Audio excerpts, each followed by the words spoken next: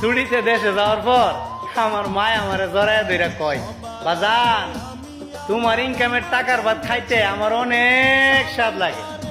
আমিও মজার চলে আমার মারে জিগাই, ও মা সন্তান কি তোমার একলা? আমি তোমার না আরেকটা পোলা সন্তান আছে, প্রশাসনের চাকরি করে, হ্যার ইনকামের ভাত খাইতে স্বাদ লাগে না? জবাবে আমার মাই কয়, শুনো বাজান, আমি হইলাম গাঁও গ্রামের মূর্খ সূর্খ মহিলা, এত কিছু বুঝি না, তবে একটা জিনিস খুব ভালো করে বুঝি, কাঁঠাল পচা গাঙ্গে বাসে, আম পচা দুধে বাসে।